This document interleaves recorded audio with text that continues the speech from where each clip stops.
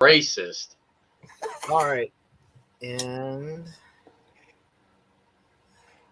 Faces. oh, come on. Well, hello, everybody. Welcome to the Unnamed Movie Review Show, hosted by the 86th. The 86th consists of me, Jenny Bennett, your announcer, Mr. Franklin Bay, Johnny Bennett, and our host, Halloween Jack. So without further ado, HJ, take it away. Yeah.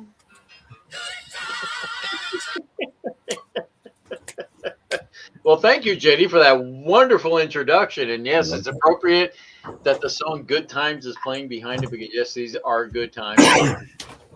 It's always difficult for me because you already said who we were, but I got to say it over again. Over there is Mr. Franklin Bay, one of the 86th, and another member of the 86th.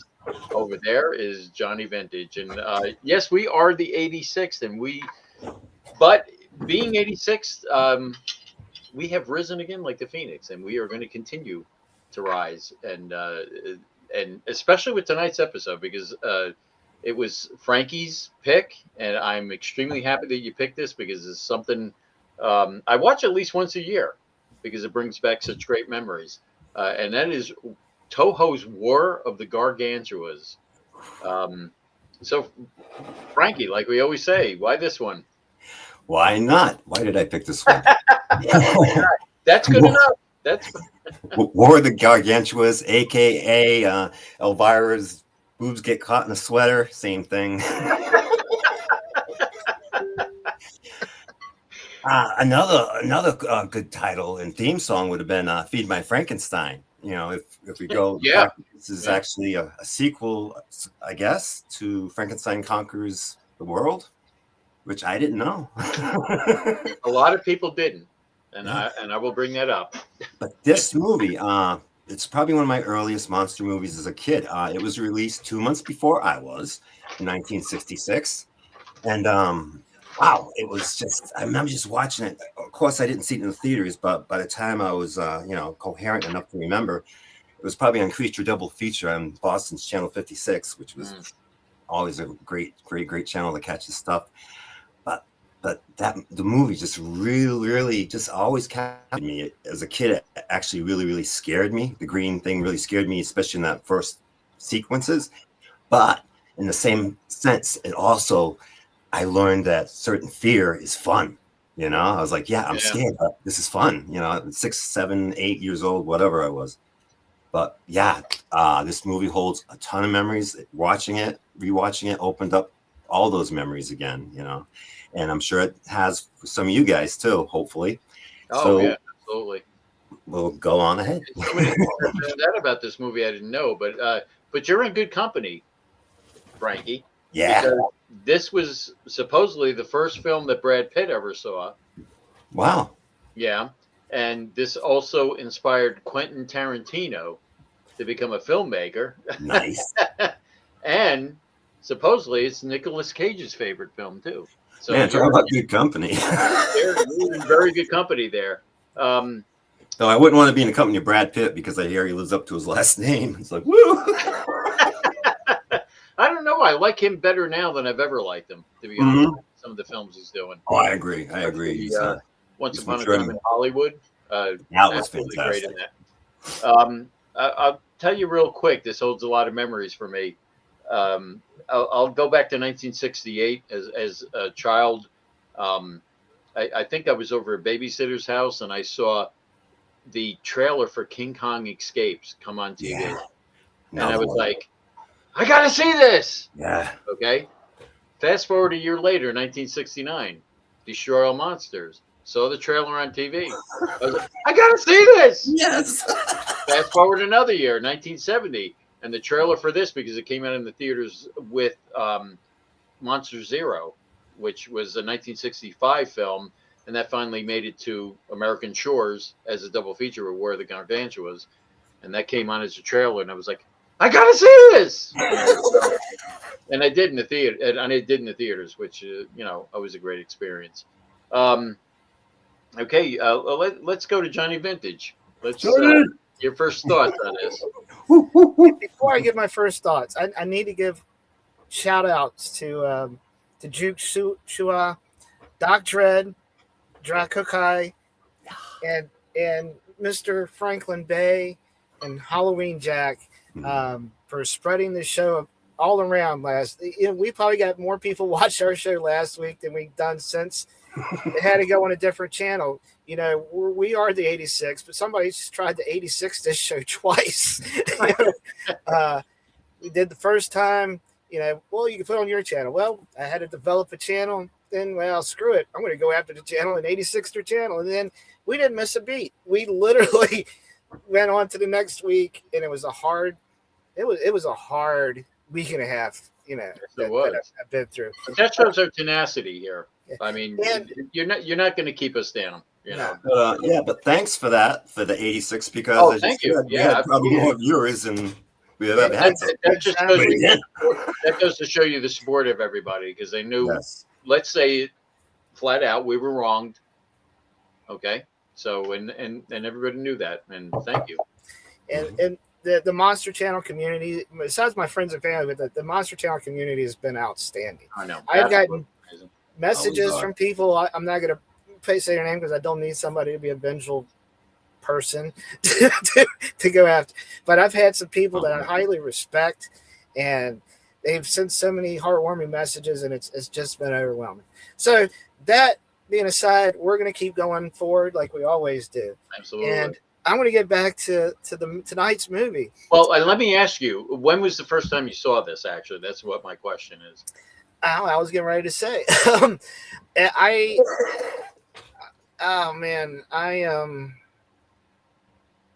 guessing it was probably around 1980 or so. Because then, and how we got it is we finally got cable in our area.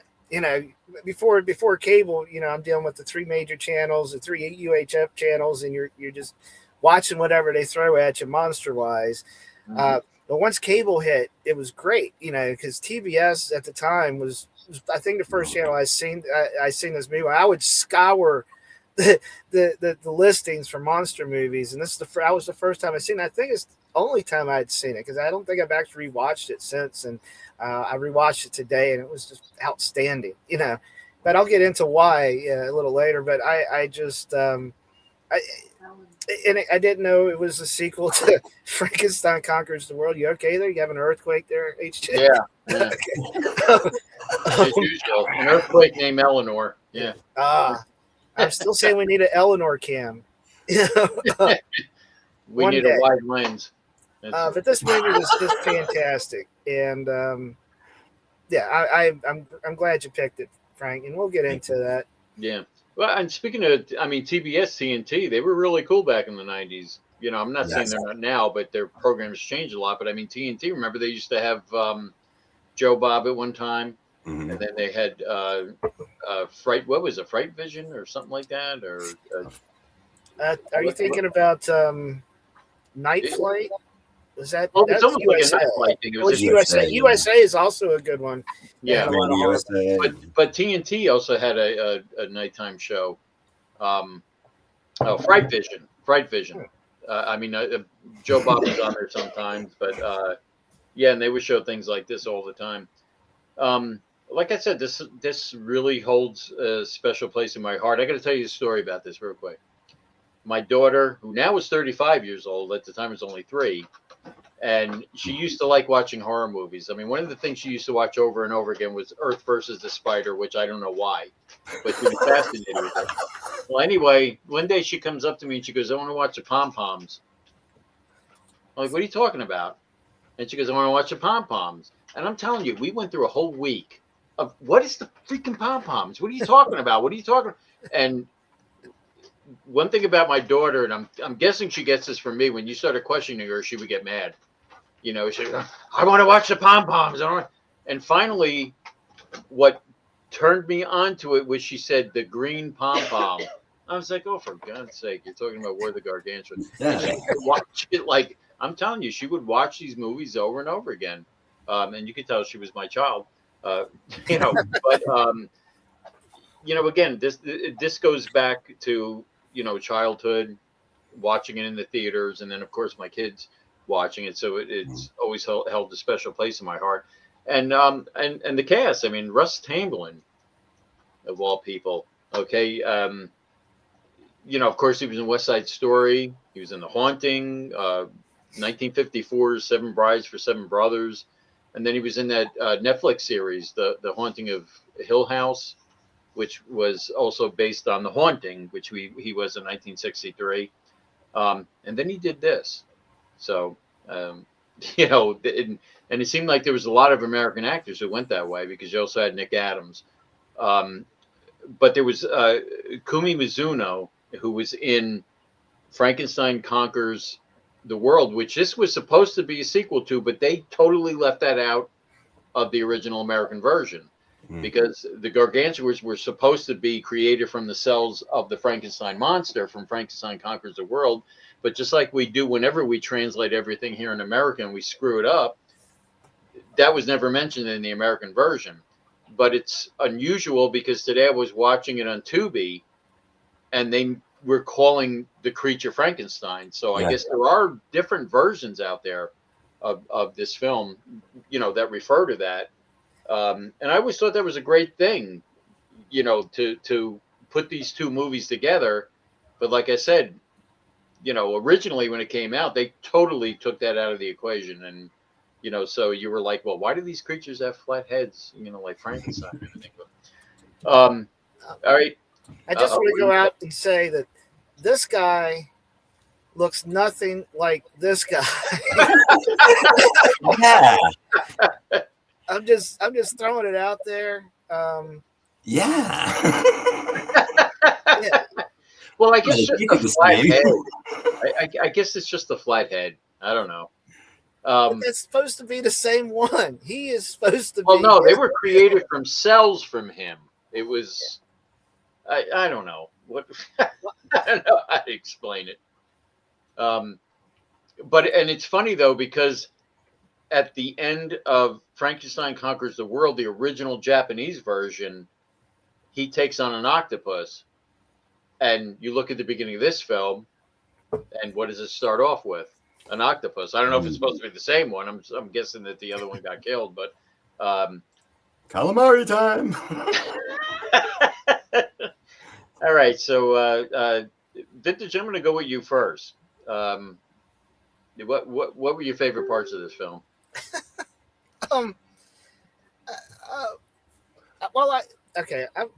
What really strikes me about this particular film is the kaiju have more air, on the screen, like 75% of the time, and it's the action, and that has to do with the suits they're wearing. Unlike Ultraman, where he can move around a lot, and but his opponent was always just like a monster suit, big rubber suit, so you didn't get a lot of action. These two could go really at it. I mean, like the green dude, he was just trucking through the town, stepping on houses, getting to the you look like a toddler, like seeing a spider.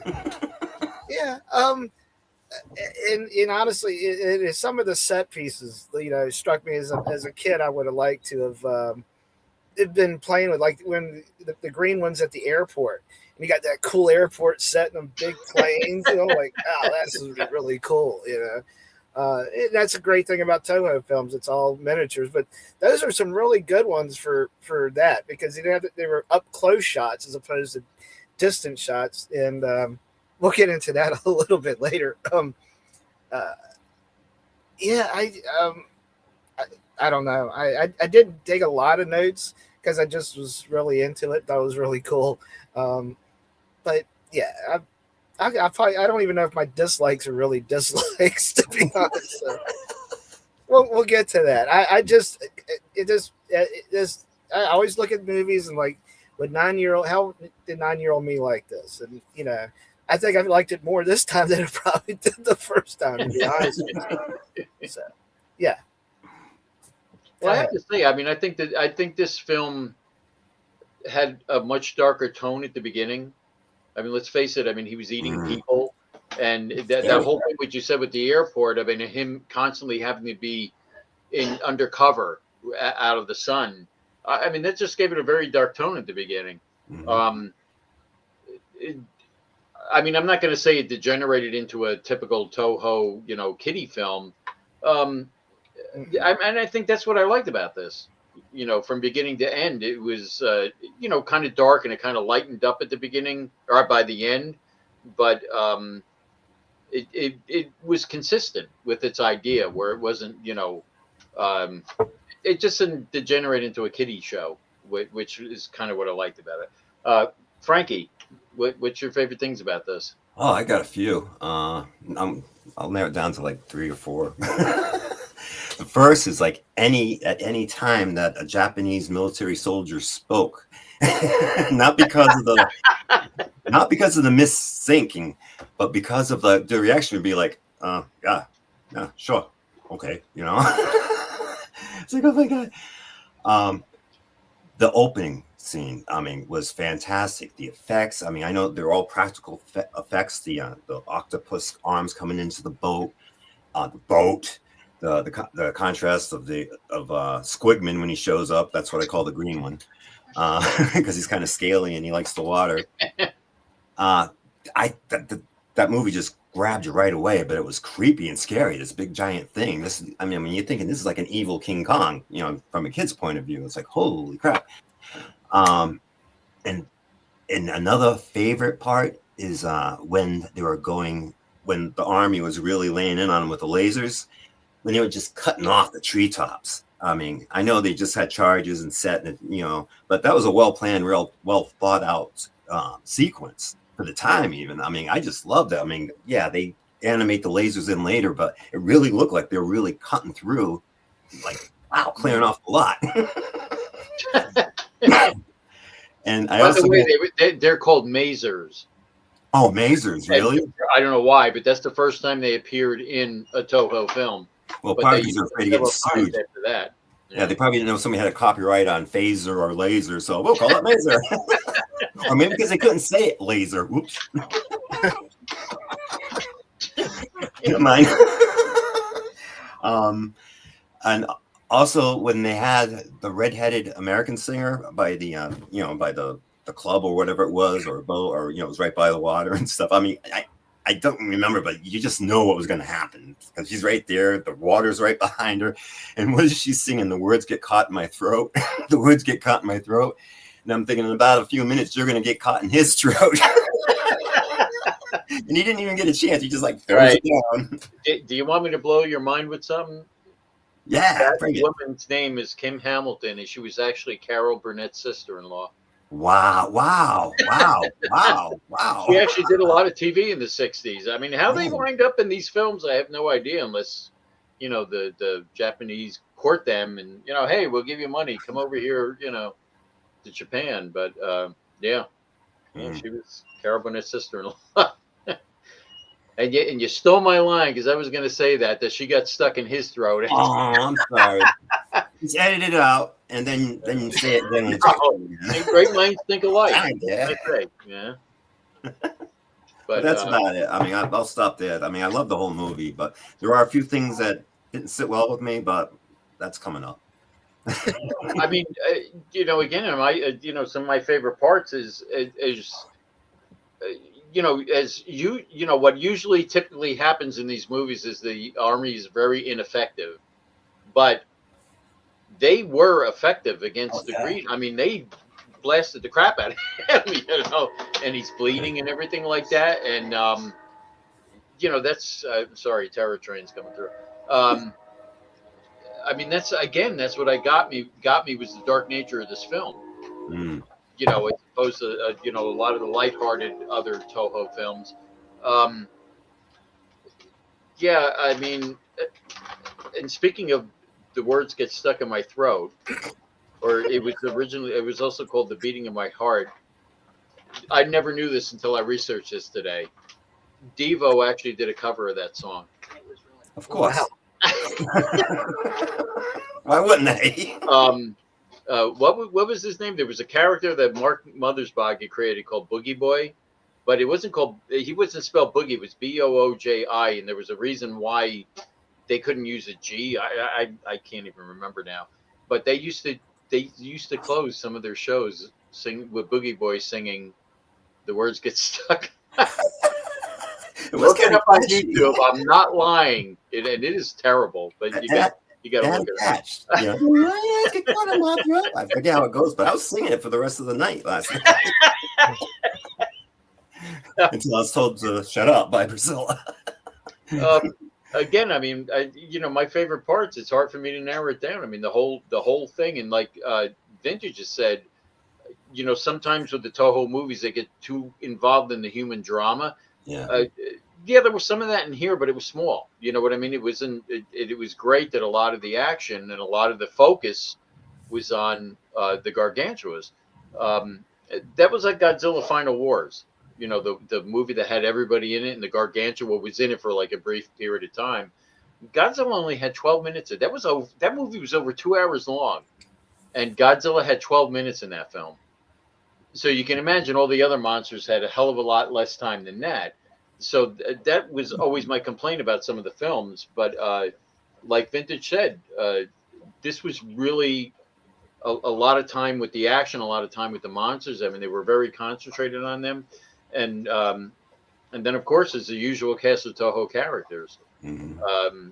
You recognize some of them. Who's one of them? Kenji Sahara. I mean, a lot of them were in Ultraman.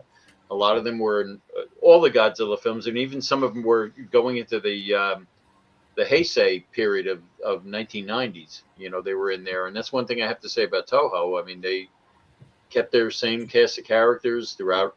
Gosh, what I mean, decades after decades.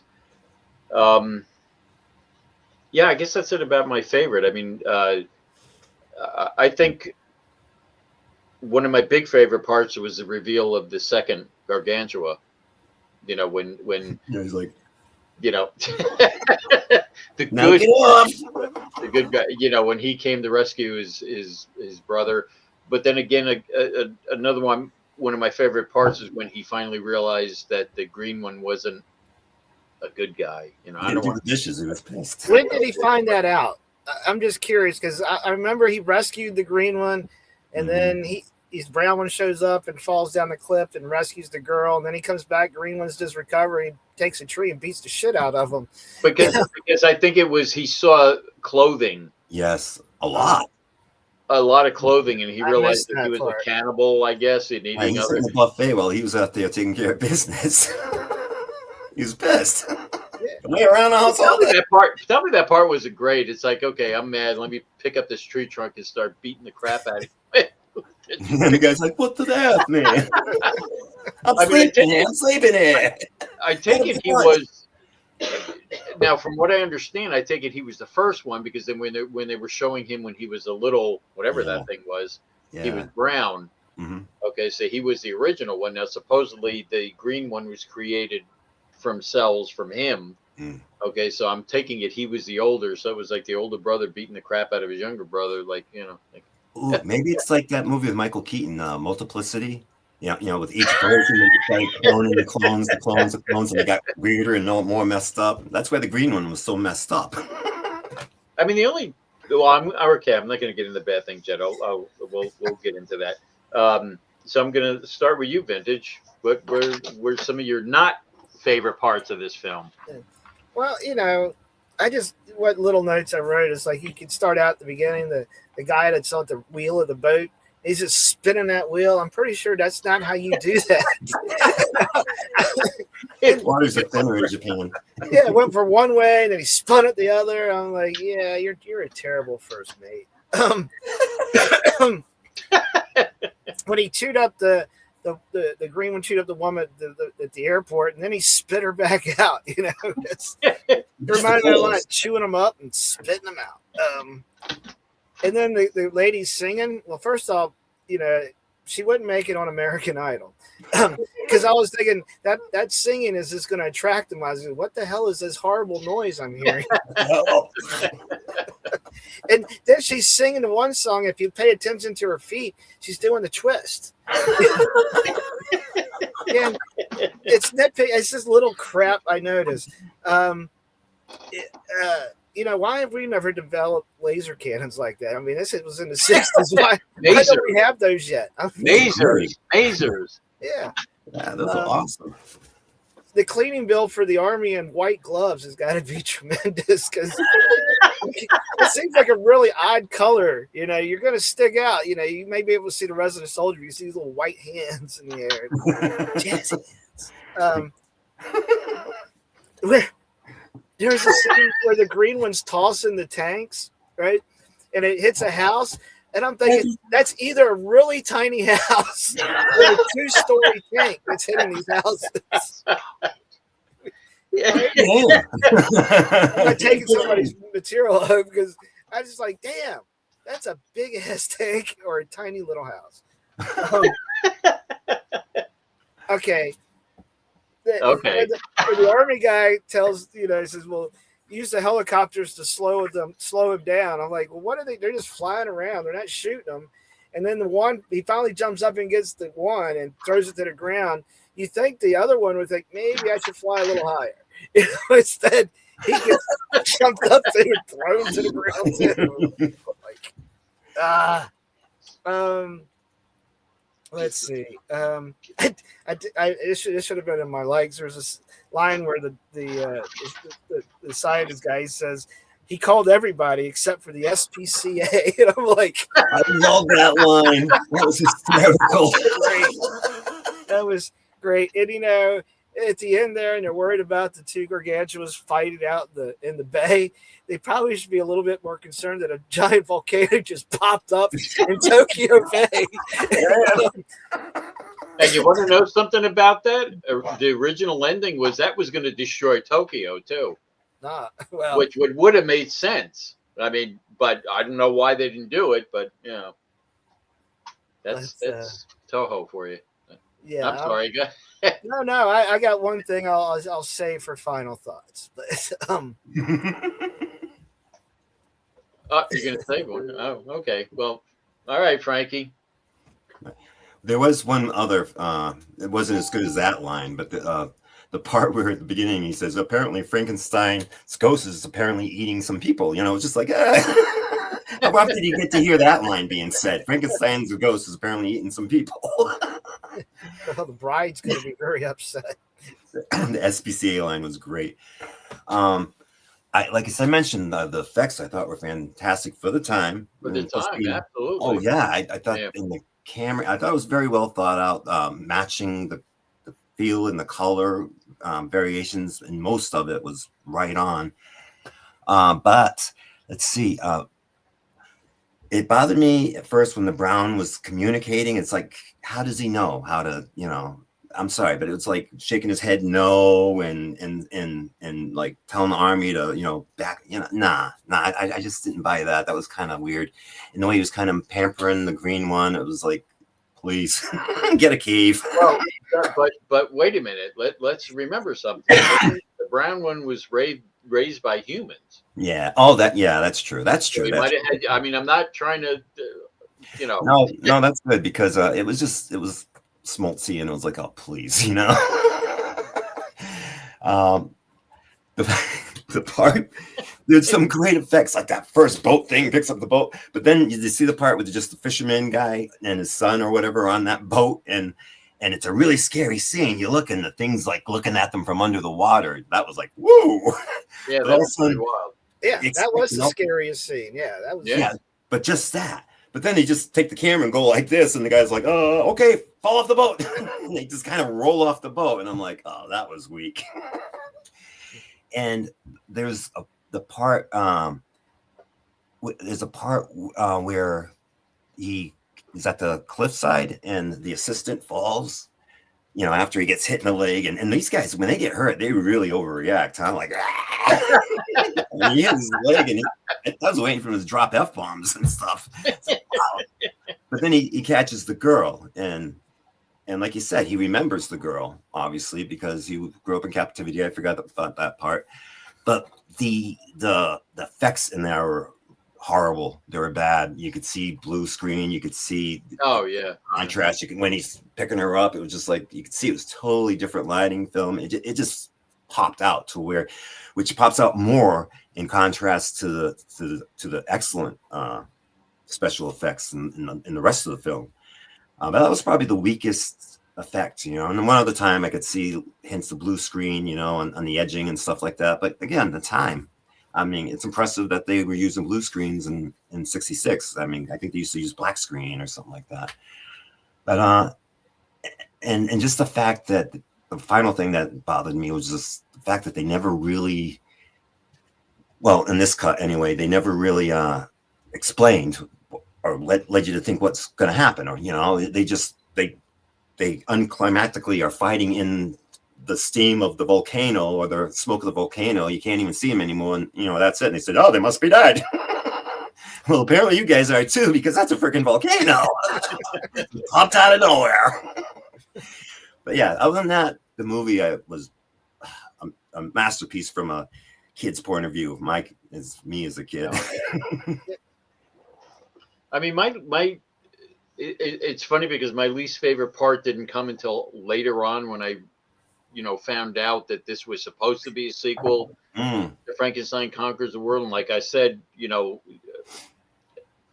believe me, I'm an American, but we really know how to screw things up, you know, when it comes to translating these things. I mean, I wish they would have kept that whole plot line going.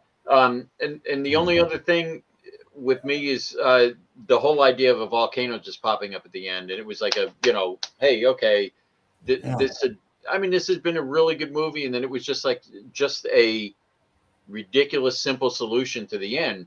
Now the original Frankenstein Conquers the World was kind of like that, because the American version just had him holding up Baragon and he sunk into the ground. It was the same thing.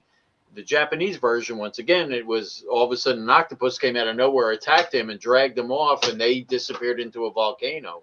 So, you know, that seems to be the like go-to ending, you know, when it comes to films. And but other than that, I mean, I really had no complaints about this. I mean, even again, the human interaction was kept more to the minimum than other Toho films, but what they did was very significant. I mean, the whole part of Russ Chamberlain and the girl being in, you know, the subway when it was collapsing. I mean, you really felt that to me, you know, when what was going on outside of the whole thing. And yeah, I mean, that's it for me. I really can't say too many bad things about this. I mean, again, you know, it's one of those films that, you know, I'm not going to say it holds up, but viewing it now as a child, that it's in those indelible impressions that these films leave with you. And, you know, again, maybe it harkens back to better times when you were a kid and everything. So, I mean, that has a lot to do with a lot of films today that I saw back then, and particularly this one. All right. So, what are we up to? Are we going to rate this already? Final thoughts. Yeah, we got to rate it, and then final thoughts, right? We have to rate it first, and then final thoughts. I think that's how we've been. We could go the other way. No, let's do the rating. Let's do what? Let's do the rating. I'm really anxious to see where we end up. Rate it? All right, we're going to start with vintage then. 8.5. What is it? 8.5. 8.5. Cool. That's a good one. Wow, that's cool. And a reason for that? Do we have to give a reason, or I just really liked it. I think it rekindled my feeling as a kid watching these movies, and this was a really excellent one for a Toho kaiju film. You know, like I said, it had more monsters than you normally get in the Toho films. You know, and it was one of it is a kind of a darker film. It's, you know, it has that ambiguous ending at the end that they could both be dead, or they're just still fighting down there underwater, or they swam to an island, or drinking martinis or something. But it was it was nostalgia, and Yeah. it was a good kaiju film. You know, it had some flaws, but still, why not an 8.5? You know, I just think Well, it's that and good. that's kind of my point about this is that it didn't, again, it didn't degenerate into a kids fest. It kind of maintained that dark thing throughout the whole. I'll save that. Frankie, what are you going to rate this? I tell you, it's not a 10 with me, only because, and it probably would be if they would fix the those couple of problem areas, you know, and the editing just really drives me nuts. I wouldn't, yeah, that would drive me crazy. It's like almost like the ending. It's I'm like, okay, it's about quitting time. Let's wrap it up. Okay, well, what do we want to do? Bring in the volcano. Just cheese it up. I know that wasn't the case, but if that move, if those effects had the same feel as the rest, it would have been a 10, but I'll give it a 9.5. 9.5. Yeah. Well, the kid in me would have given this a 10. I mean, just gosh, I mean, seriously, out of all the Toho films we saw, okay, you know, a lot of the early Godzilla films were darker, and you know, of course, being based on Hiroshima and things like that. But then it started to lighten up. But what Godzilla film or any Toho film or Kaiju film did you have where the creature was eating people? I mean, that really appealed to the morbid side of my child. Mm-hmm. Child, no, I understand. Yeah, it was just disturbing. It was like Jaws, how Jaws kind of bothered you, know, because it was eating people and stuff. Yeah, but I mean, how many Toho films dealt with something like that? I mean, you didn't, you know, all right, well, maybe Godzilla, you know, rampaged through and crushed people, but they didn't really show it.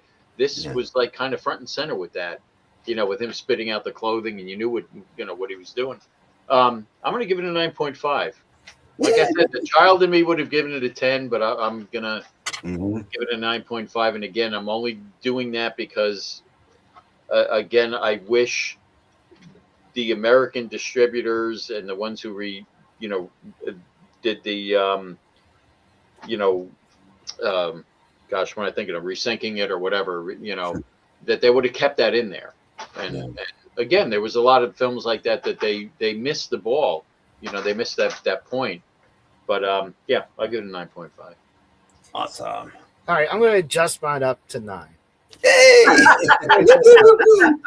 Might be I'm going to go up to 9. Let us influence you. You just stick with what your heart tells you, you know? Well, that's when we do things. We remind of each other of things like, yeah, that's a good point. I'm going to go up. Or, no, that's not true. I'm going to knock it down. Well, like I said, you know, the kid in me loved this film, but the adult loves it too. You know, it wasn't diminished in any way over the years with me. And again, it might be, you know, the nostalgia factor to it, but I just think it holds up even as an adult viewing this. You know, I liked it a lot. Well, apparently Warner Brothers in 2029 is supposed to have a remake. What? Part of the whole legendary films thing with Monarch, and it's going to be tied in with that. And oh, wow. Yeah, they're doing a remake in 2029, May of 2029. Wow. So, yeah. So that's the world makes it till then. Yeah. I was just thinking that, God, I hope I live that long. I want to see it. I'd be more impressed though if they did a remake of Frankenstein Conquers the World first and then do this and tie it together. I don't know. Maybe that could be the plan, or maybe they'll merge the two together, and that, you know, that could be interesting too. You know, that would be amazing if they did that. Yeah. Okay, so let's go with final thoughts. Vintage. Well, you know, you got the good and the monster and the bad one, and you know, in the beginning, the green one, you know, fighting the octopus, and then he beats the octopus, and then he just decides to screw with that boat, and, you know, purposely sink it. I mean, why would somebody purposely sink something? And you know, so it just got me thinking. So, you know, I was rooting for the brown one. I was just hoping the brown one would just kick the green one's ass. All right, wait a minute. Is one of these brown and green? I can't tell on my screen. So yeah, the one on the left is brown, and the one on the right is the green one. Yeah. And And so it just, again, the man. green one is just, a disgruntled person and decides to sing something for no damn reason.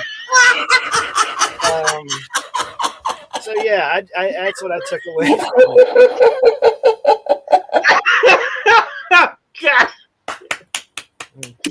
Bravo. Yes, bravo. Very well done. And then I went back. It's like, man, they still don't look like the original. But then I go back and I'm looking at, well, maybe they are kind of similar. I'm not sure. Yeah. Frankenstein conquers YouTube. Before you finish up, HJ, Jenny's got another Jenny's Thoughts video for tonight too. Right, I saw that in the trailer. Yeah. So, okay, Frank, your final thoughts. I can't talk anymore. Watching these movies, the fun thing, the best thing is the music, dun, dun, dun, dun, dun, dun, dun, and the toy trucks and stuff. And like you said, they really did close ups. You could see they had little GI Joe dolls in there. They weren't moving but shooting the guns. It's like playing army with. It's just fun. It was just so much fun. It's what you expect though from these. Yeah. But this one really caught that, and just the wrestling match and the battle between the two likely creatures, and the brown one was a little bit taller, but it evened out because he got the handicap. He broke his leg, or they said he broke his leg when that rock hit him, and he went, oh, poor baby. But some people said that they don't remember the airport scene, that they edited out of the American cut earlier, when he grabbed that woman and ate her up. I remember that from the beginning. I do too. I always remember that. And, and that's also how when the brown one comes home and Sigmund's there, like snoozing, and is like tattered clothes everywhere. And plus they talk about the remains, and do all the clothes look like this? Like all the teeth marks. Yeah, it's like an owl. He eats like an owl. He chews up the meat and spits out the bones and the clothing and the fur. And but I will definitely watch this again. And I'm sorry for myself that I didn't watch it sooner. Again, it's been quite a while. But wow, this definitely is a brick, a staple in my life as movies. If I was to get thrown on an island somewhere, there would definitely have to be one of the movies I'd have to be able to watch. There's no electricity, and I'd have to build one with a coconut. And your point to it, I mean, sometimes in a lot of the Toho films that climactic scene, there was a lot of boring stuff that led up to that. But see, this is where this was different, because you had the green one first, and that filled like a first part of the movie with a lot of action. Then you had the brown one. So by the time you got the climactic fight, you still had a lot of stuff going on even before that, where usually, I'm not all Toho films, but you know what I'm saying. That so when Godzilla, where he's going now, where he's at now. This was almost like two different films at some point. Yeah. Where you had this whole thing with the green one, and then you had the brown one, and it was great, and it was then great climax to it. All right, guys, anything you want to say before we shuffle on out of here? Or? Well, yeah, we still have the video. Plus, we've got next week's episode to discuss. It's my pick. It's your pick. Oh boy, yeah. and it's Valentine's Day season. So I'm gonna have you all set. I don't know if you've seen it. I'm gonna do a recent movie. It came out, I believe it was last year. Mm-hmm. I'm gonna have you set through a slasher rom-com. Oh, cool. Good combo. Heart Eyes.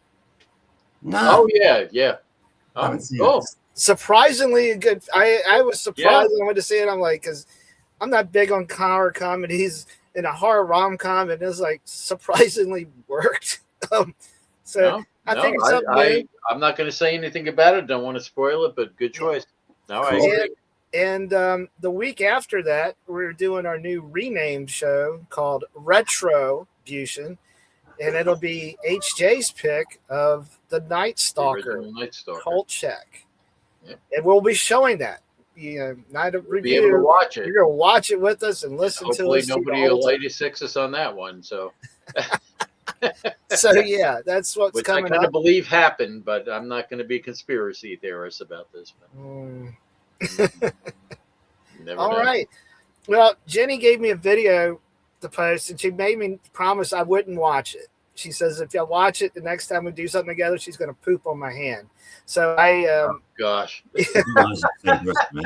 so, but she did say, don't expect a laugh riot. This is, it's a little different from her. So here we go. I hope. Well, hello everybody. It's me, Jenny Vintage. And this is another episode of Jenny's Thoughts. Today, this episode is going to be a little tough for me. I'm probably going to ramble a little bit. Hopefully I don't cuss too much. But hey, this is kind of about life and karma and the butterfly effect. So, let's be honest, life is tough. So why try to make it tougher on others? So in life, everybody makes mistakes, and we can own up to them and hopefully get a second chance. Now, if you're such a person that's made mistakes and then ask for forgiveness, and you have people that stick their neck out, vouch for you, to get you reacquainted with the people that you've wronged, and then you go do the same damn thing again, that's not good.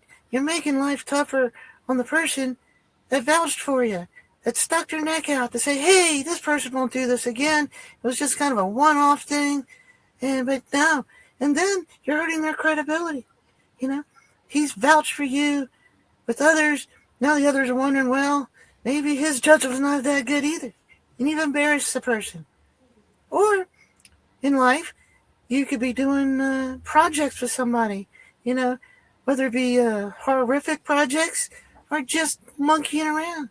You involve yourself with people that take time out of their lives to do things with you, say like on social media or YouTube channel. Yeah, I'm not trying to be too subtle, but hey, so these people that take their times out of their lives, this could be important to them, like you preach like it's their show or our show or whatever, and then you kind of flake out and like, well, I don't want to do it no more, and you scrap everything, all the time and effort, the guests that people have come on your show because they want to help, they want to be part of it, they want to further you along, right? But then you just like, well, I'm going to take my ball and go home. I don't need no more of this. Is that fair to everybody? Like I said, the butterfly effect, what you do can influence others in their feelings and situations down the road. The people that thought they were investing their time for a worthy thing, and then it's just gone for no damn reason, maybe you should give that work to that person instead of just deleting it or sitting on it and it never being seen again. Maybe that person can do something with that material that they worked hard on, And, yeah. And those guests, those people that took the time, what should they think about this? Well, here's one for you, Say you have a disagreement with a friend and you had made friends with some of that person's friends, and then you have a disagreement, and then you just kind of say, well, I don't want to be friends with those people no more. And those people are wondering, what the hell? What did I do? Why was I unfriended? How damn childish can you be if, like you're in elementary school? Well, you're friends with that person. Oh, I can't be friends with you. Or you can be friends with me and not that person. What the hell? You're an adult. Act like an adult. Yeah. Oh, man, I'm getting a lot. I'm sorry. It's a little personal. I don't mean anything. But let's be honest. If your life is so miserable that the only happiness you get is trying to make other people's lives miserable, maybe you should take a long, hard look in the mirror. Make some changes in your life. Look at how you got to where you're at. Life is already tough. Don't make the life tougher on others. That's kind of fucked up. Oh, I'm sorry, I cussed again. But yeah, you know, you try to be a better person. You know, it's just sad. And I'm usually kind of funny and try to be lighthearted. But when somebody just goes out of their way to hurt somebody else, it's just kind of messed up. See, I didn't cuss that time. So, my thoughts are this: treat others the way you would want to be treated. Take others' feelings into consideration. You know, it's human nature to try to be selfish and think about yourself, but it doesn't mean you have to be that way.